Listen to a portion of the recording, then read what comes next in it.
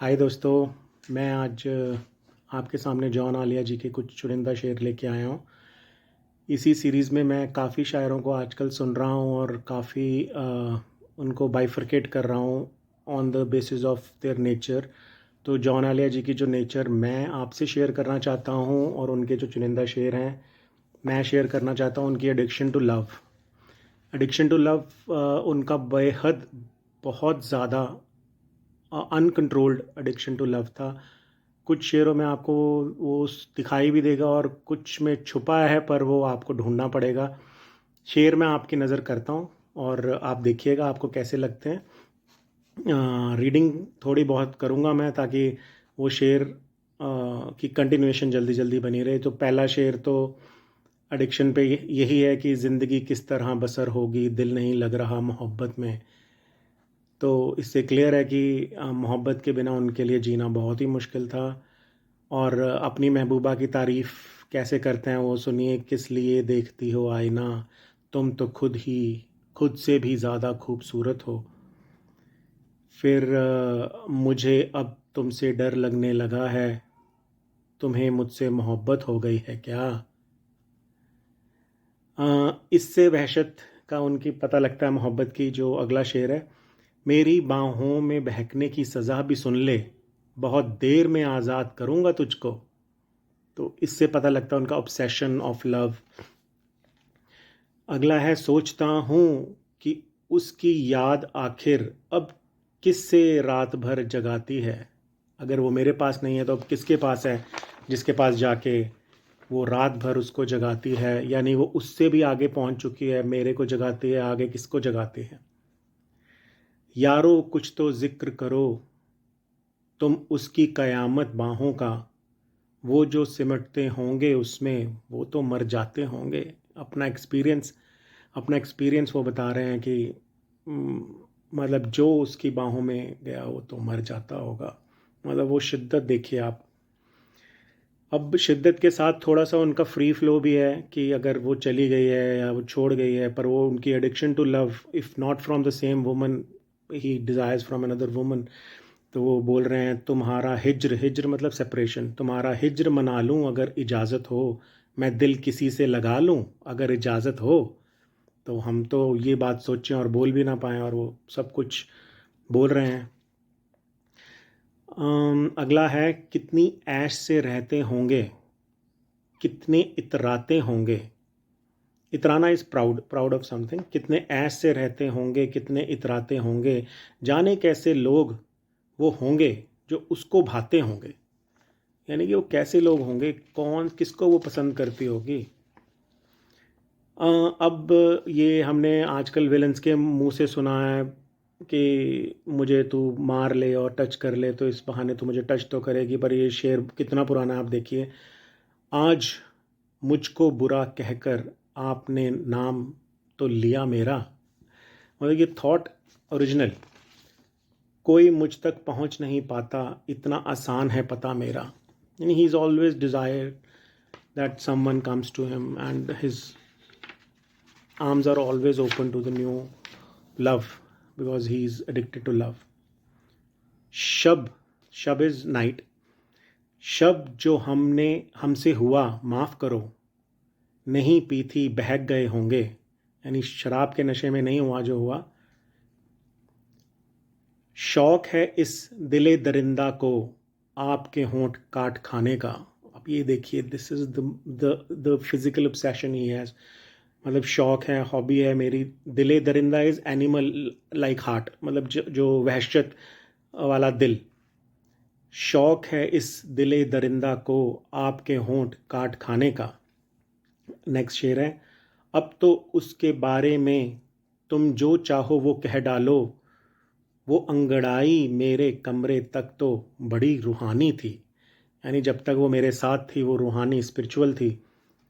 Next है, उसके होंठों पे रख के होंठ अपने, बात ही हम तमाम कर रहे हैं। अगला है, चांद ने तान ली है चादरे अब्र।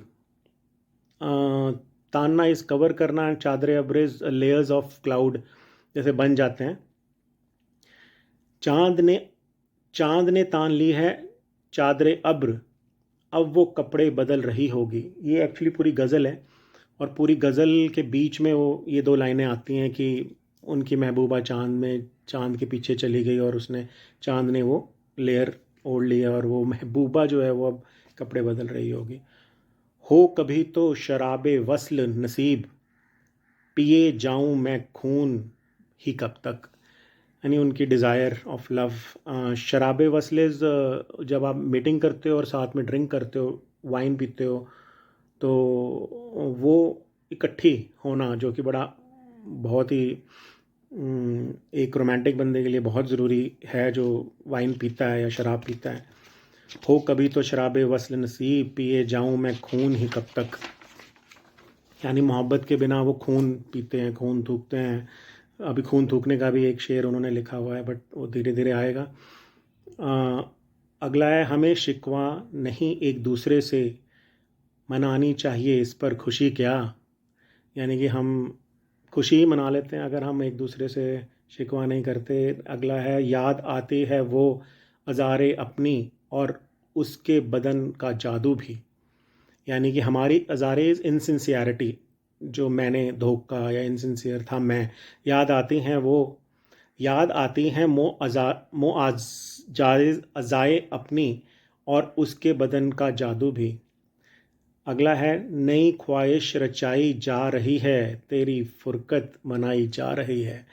यानी कि लोग कहते हैं तेरी फुरकत में मैं उदास हो गया, तेरी फुरकत में ये हो गया वो हो गया। अब ये जॉन आलिया साहब कहते हैं तेरी फुरकत यानी सेपरेशन में एक नई ख्वाहिश मैंने रचाई है, यानी कंस्ट्रक्ट की है, बनाई है। मुझको ये होश ही ना था तू मेरे बाजुओं में है, यानी तुझे अभी तलक मैंने रिहा नहीं किया। मतलब वो एक मदहोशी वाली शायरी ये अपनी महबूबा के लिए करते हैं, और महबूबा के जाने के बाद एक नई तमन्ना करते हैं। जो काट खाने का था, मैं आपको वो पढ़ के सुनाता हूँ। इन लबों का लहू न पी जाऊँ, अपनी तिश्नगी से खतरा है।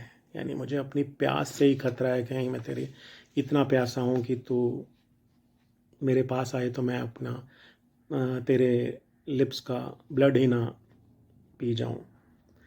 हम अजब हैं कि उनकी बाहों में शिकवाए न राज़ी करते हैं। यानी कि वो ये कुछ उनकी वाइफ से रिलेटेड है कि कई बार फेलियर का कंप्लेंट, यानी शिकवाए नाराज़ाई, यानी मैं नाराज़ हूँ, इसका शिकवा कंप्लेंट करते हैं या फेलियर का कंप्लेंट करते हैं।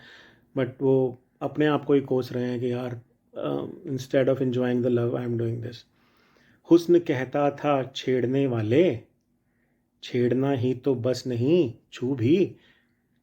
तो ये उन्होंने ऑब्ज़र्व किया लेडीज़ के बारे में, तो उनका अपना नज़रिया है। हाय वो उनका मौज खेज बदन, यानी जो मौज खेज जो वेव्स क्रिएट करता है प्लेजर की। मैं तो प्यासा रहा लबे जू भी, यानी कि उनके इतने मतलब फुल ऑफ प्लेजर वाले बॉडी के बावजूद मैं प्यासा रहा। लबेजू is side of the shore, जैसे रिवर के सेंटर में नहीं, मैं साइड में जैसे प्यासा रहता है वैसे। मैं कहूँ किस तरह ये बात उसे, तुझको जाना मुझ ही से खतरा है।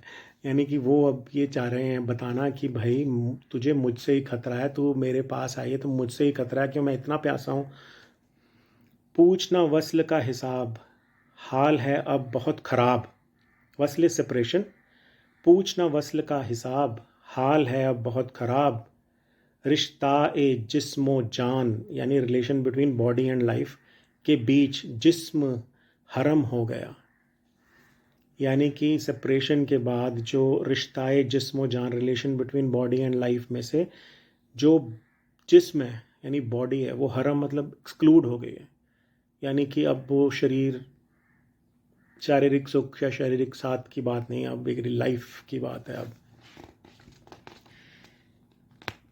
ये पाहुन यानी कॉन्स्टेंटली तक कामी सी रही है, फ्रस्ट्रेशन सी रही है।